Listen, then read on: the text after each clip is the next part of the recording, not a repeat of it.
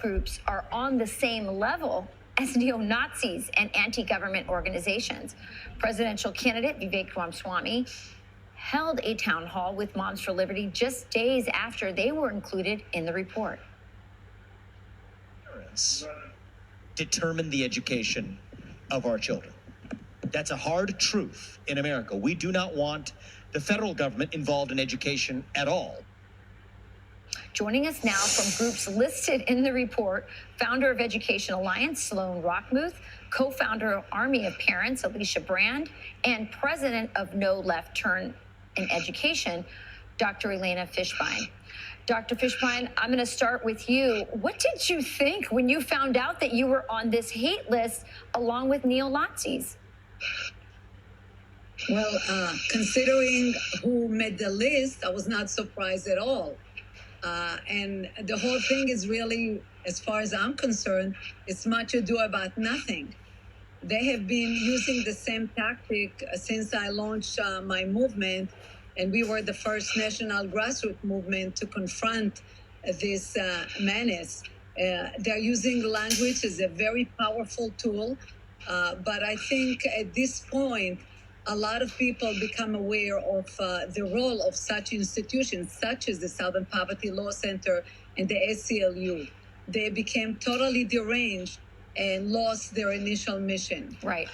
Sloan, you know, I agree with the doctor that these groups have lost their way. The problem is that the FBI and the Department of Justice have been taking cues from them. We know that they've been providing these lists, and the FBI has, were caught trying to, investigate parents who went to school board meetings. They've also been caught trying to investigate pro-lifers and traditional Catholics. So the people that make it onto these lists as white supremacists are being targeted by our government.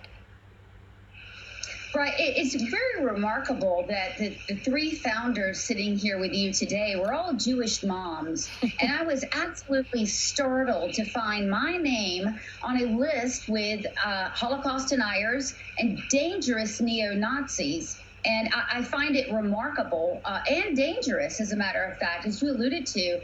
This isn't just a passing citation in some obscure group.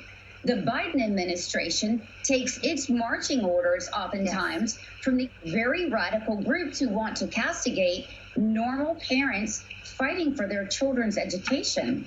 Yeah. Alicia, what I get from this as a parent who's also as concerned as you guys are as you ladies are about everything that's happening in our school system is that clearly your groups are over the target. They want to indoctrinate our kids. They want to own this space, and they want parents out.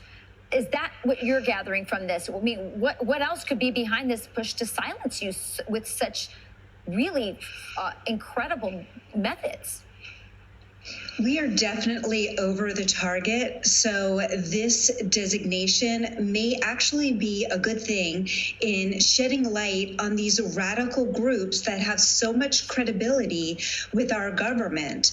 The Southern Poverty Law Center has two goals, and that one is to silence anyone who stands in their way. And number two is to protect their financial interests with the teaching modules and the woke curricula that they sell to our schools. So we are definitely over the target. But my biggest concern here is the danger that they are putting us in. All three of us that are sitting on this panel today have suffered from threats of life. Mine was most recently in the last couple of weeks with the Loud and Love Warriors, who are proxies of elected officials. So this is very frightening. And the Southern Poverty Law Center, they have a proven track record of harassing, intimidating, and threatening people on that list. So this is an invitation to their followers. It's very scary. No, it absolutely is. So what do you think the main goal is? Is it to turn our children into little activists, Doctor? Definitely. They've been working on this very intensely in the Southern Poverty Law Center, produced some of the most horrific curriculum through their teaching tolerance or BLM in school. But again, I would like to emphasize we should continue to focus on confronting them. They should not be able to threaten us and stop us from doing the very basic thing as parents, protecting our children. The Southern Poverty Law Center became really a political arm of the radical left, and it's unfortunate that people still follow what they are doing. Yes, well, I appreciate that all three of you ladies are fighting so hard, even as you pointed out, Alicia, risking your own safety in doing so. You speak for so many parents who are sick and tired of the government thinking that they own our children. My co-host calls public schools commie camp, he actually calls it Democrat camp. My husband calls it commie camp. These public schools belong to all of us, and we need to make sure they don't become ideological camps. So appreciate all three of you, Sloan, Dr. Fishbein, and Alicia. Thank you so much for joining us.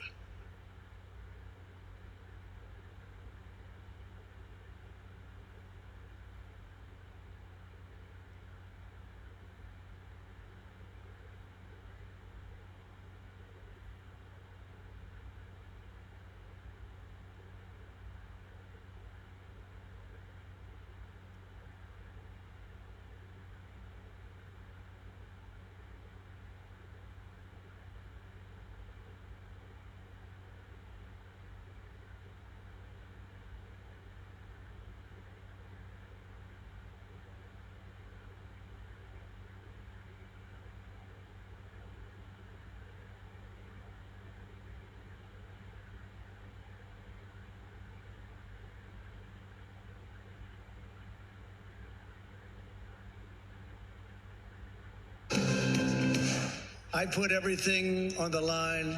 I will never yield. I will never be deterred. I will never stop fighting for you. Never.